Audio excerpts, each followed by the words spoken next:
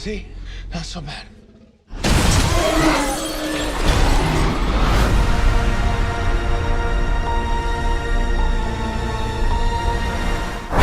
Salut beau gosse, salut belle gosse. Et est-ce qu'on connaît pas un peu ce scénario, une ancienne franchise qui revient au cinéma, qui ramène les anciens acteurs, qui essaie de jouer avec une sorte de mixte entre la nouveauté et la nostalgie? Ouais, on connaît un peu le scénario quand même. Mais vous savez ce qui m'énerve le plus, c'est qu'on va quand même y aller. Et on va quand même y aller pas parce qu'on est des fans stupides, mais c'est parce qu'on a de l'espoir. Avec le dernier Jurassic World, il y avait vraiment des pistes intéressantes qui étaient... c'était pas un film qui était extraordinaire, mais il y avait quand même des pistes intéressantes qui étaient laissées en suspens avec justement la fin de l'aventure. Et donc on avait beaucoup d'espoir avec ce troisième opus de Jurassic World, qu'il arrive à justement apporter ce nouvel élan dont a besoin la franchise, ou du moins cette seconde partie de la franchise. Et c'est pas vraiment un nouvel élan, je m'embourbe un peu dans mes propos, c'est plutôt une bonne aventure qui arrive à nous faire vibrer tout simplement, à nous faire passer un bon moment de pure expérience de cinéma. Alors est-ce que c'est le cas? Est-ce que ce nouvel épisode de Jurassic World est une réussite? On va en parler tout de suite, vous avez assez attendu comme ça, c'est parti. Jurassic World, le monde d'après, nous plonge dans un nouveau monde. Un monde où les hommes doivent tenter de coexister avec les dinosaures malgré des difficultés grandissantes. Certains aimeraient alors profiter de cette situation entre mercenaires et sombre entreprise. Vous l'aurez compris, les enjeux vont rapidement dépasser les épaules de nos personnages et devenir plus extraordinaires que jamais dans l'épisode qui doit conclure cette franchise. Alors autant être franc avec vous dès le début,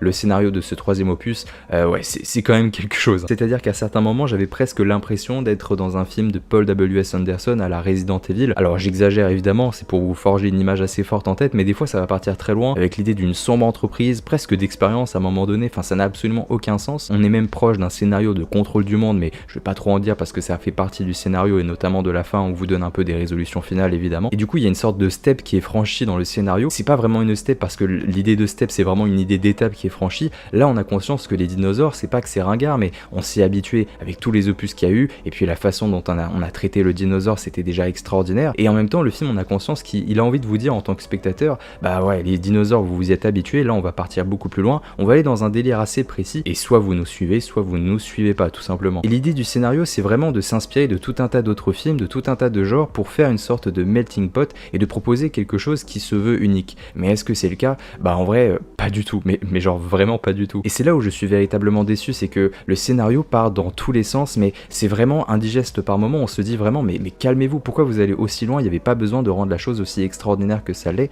Si on va voir Jurassic World ou Jurassic Park, c'est pour les dinosaures bordel. Et c'est notamment sur un point du scénario que je trouve profondément intéressant, qui est développé en partie au début et à la fin de l'opus, mais je vais pas encore une fois spoiler, c'est l'idée de coexistence entre l'espèce humaine et les espèces des dinosaures. Je voulais vraiment voir cela, comment la Terre était un peu métamorphosée durant ces années qui sont passées depuis le précédent opus, et je voulais vraiment voir des scènes un peu extraordinaires, on voit un peu ce monde coexister, un peu ce monde farfelu, voir comment il s'arrange, voir comment les hommes sont, et c'est développé à certains moments. Il y a des scènes qui sont franchement intéressantes, et d'ailleurs les meilleures scènes du film sont vraiment entourées autour de ce thème tout simplement. On n'a pas vraiment l'impression d'être dans un monde entre guillemets post-apo, ou plutôt post-dino, si tu vois ce que je veux dire. Et ce qui est drôle, c'est que la fin du film est profondément liée à cette idée de coexistence, c'est ça qui est intéressant. Et le film ne développe à aucun moment cela, il est plutôt centré autour d'une intrigue qui tente d'être de plus en plus farfelue. On a des péripéties qui n'ont rien à voir avec l'idée de coexister avec les dinosaures. Et à la fin du film, on a quelque chose qui est profondément ancré avec cette idée de coexistence, mais le film développe cela, je trouve, de façon trop maladroite et surtout de façon trop rapide. Il nous prend trop comme acquis en tant que spectateur, mais moi je veux voir ça, je veux voir les hommes et les dinosaures coexister ensemble. Je voulais voir des scènes encore plus fortes que ce qu'on a eu dans les bandes annonces ou ce qu'on a dans le film tout simplement. La fin est plutôt logique, la fin est même très intéressante. Le problème c'est qu'elle est tellement plus intéressante que ce qu'on vient de voir, de cette espèce d'aventure loufoque, que lorsque le film se termine, on est plutôt en train de se dire mais montrez-moi la suite, pourquoi le générique arrive au moment où ça devient intéressant? On a presque plus envie de voir une suite à Jurassic World plutôt que de voir Jurassic World, enfin ça n'a absolument aucun sens. Et les bribes qui sont laissées, un peu comme le dernier opus qui laissait des pistes intéressantes, et bien lorsque ce Jurassic World 3 se clôture, il y a tellement de pistes intéressantes qu'on a juste envie de voir la suite et de voir comment ça va se passer. Est-ce que ça va se faire? Est-ce qu'on aura des suites? Calmez-vous quand même parce que là on en a quand même bouffé pas mal. Et donc sans vous spoiler encore une fois, on a envie de voir ce monde d'après lorsque le film se clôture, plutôt que de voir une espèce d'aventure mélangeant les différentes générations face à une sombre entreprise ou à l'envie de protéger un dinosaure, ou du moins de capturer un dinosaure qui a été capturé, si tu vois ce que je veux dire. Parce que oui, c'est ça le scénario, ça se base sur la défense entre guillemets d'un dinosaure et en même temps les secrets d'une sombre entreprise. Quand je vous dis que ça me faisait penser à Resident Evil de Paul W.S. Anderson, je rigolais pas, il y a vraiment vraiment des moments où je me suis dit putain mais on est dans le même type de scénario qui va parfois trop loin et qui sait pas où s'arrêter et qui sait pas comment s'arrêter, c'est encore pire. Malgré une histoire que j'ai trouvée personnellement peu originale, ce nouvel opus s'inscrit dans la même ligne directrice que les précédents, le divertissement et le spectacle. Vous allez voir un film d'aventure bien fait, avec une belle réalisation bien meilleure que le précédent opus, et qui surtout n'oublie pas de vous procurer des scènes jouissives. Parce que pour le cas de cet opus, nous avons une belle réalisation. Le premier Jurassic World, c'était un film d'ailleurs qui était assez bien filmé je trouve, qui était vraiment spectaculaire et qui était assez suffisant à lui-même. Le deuxième opus souffrait justement d'un manque d'originalité dans sa façon d'être réalisé et dans la façon dont on crée des scènes un peu légendaires, et à certains moments c'était presque illisible ou du moins réalisé de façon bateau en fait, et c'est quand même un problème quand tu parles de Jurassic World, et surtout quand tu parles de dinosaures, quand t'as des dinosaures devant la caméra, ça devrait quand même être facile. Et au niveau de la réalisation, il y a quelque chose qui est assez unique, c'est l'aspect légendaire. Légendaire parce qu'on cherche à iconiser certains personnages, le retour de certains personnages, et du coup ça crée des scènes entre guillemets légendaires, ou plutôt du moins un processus d'iconisation assez traditionnel, où on essaie de rendre des personnages badass, et même des personnages qui ont été intégrés ou du moins créés avec cette nouvelle franchise,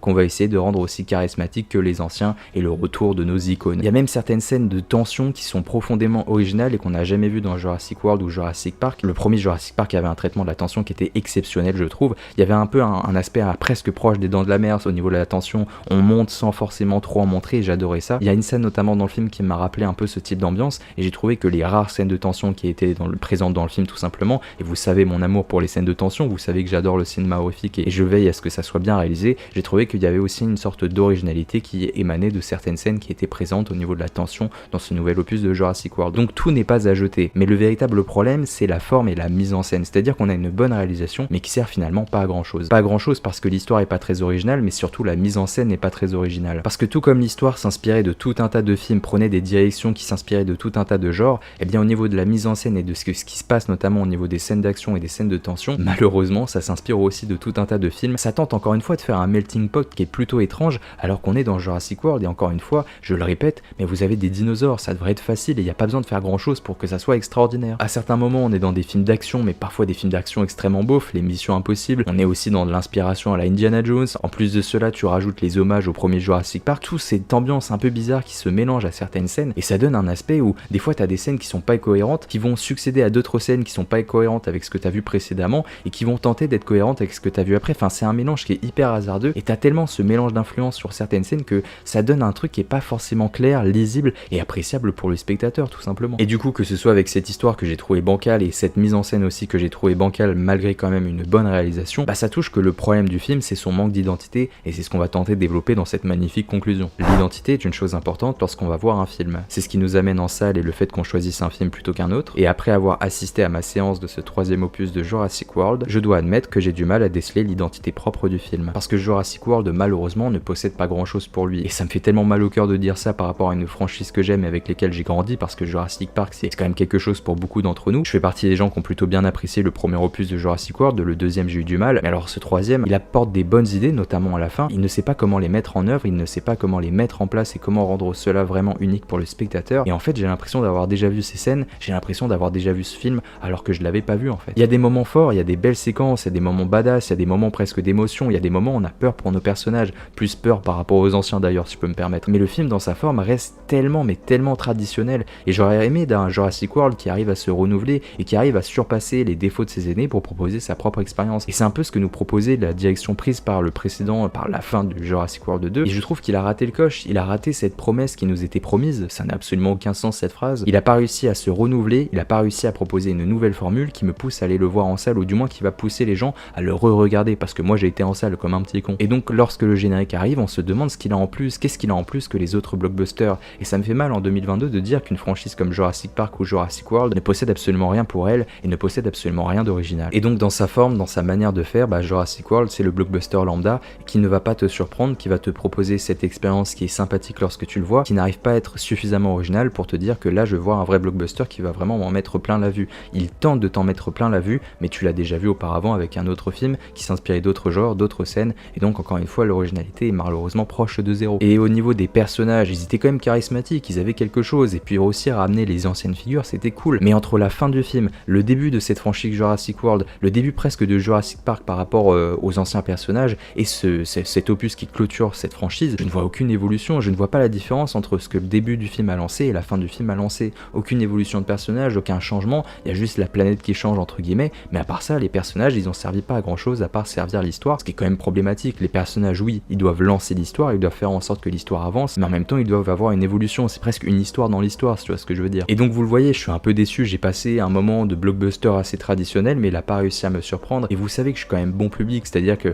je vais voir les blockbusters, je vais voir les Marvel, etc. Pas tous, mais je vais en voir quelques-uns. Et j'arrive facilement à être surpris ou à être indulgent. Je me dis, je vais voir un blockbuster, je vais voir un blockbuster. Mais là, mes attentes étaient un peu peut-être survitaminées parce que j'attendais vraiment à ce que la franchise évolue et arrive à gommer les défauts. Lorsque tu es la suite de deux opus qui possédaient des défauts, tu dois admettre que cette suite, elle doit obligatoirement gommer les défauts et proposer autre chose. Et même la nostalgie qui était présente avec ces personnages qui sont de retour, ça n'a pas réussi à m'intégrer en tant que spectateur. Peut-être que ça sera pas le cas pour vous, peut-être que vous avez passé un bon moment et je l'espère, mes amis. Mais ça n'a pas été le cas et j'ai été un peu déçu. Je trouve que le plus gros problème de ce Jurassic World 3, c'est qu'il manque de surprise, il manque d'innovation et il n'arrive pas à renouveler, à me dire putain, là je viens vraiment de voir un opus qui servait à quelque chose, qui servait à un propos et qui m'a fait passer une expérience de cinéma inédite. J'ai vraiment pas eu ce sentiment et c'est peut-être ce manque d'inédit, ce manque de surprise qui fait le plus grand défaut de la franchise ou du moins de cette deuxième partie de la franchise, ce qui est quand même malheureux. On parle quand même de Jurassic Park, enfin ouais, j'ai envie de vomir. Et bien écoutez les amis, j'espère que vous avez passé un bon moment devant cette critique. N'hésitez pas à me dire ce que vous avez pensé du film, c'est ça la chose le plus important, ce partage de culture qui fait quand même plaisir. Et puis nous on se retrouve bientôt, alors prenez soin de vous, à la prochaine, c'était mes Romains.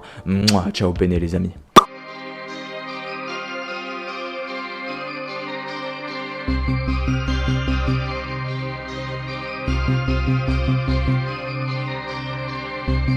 Thank you.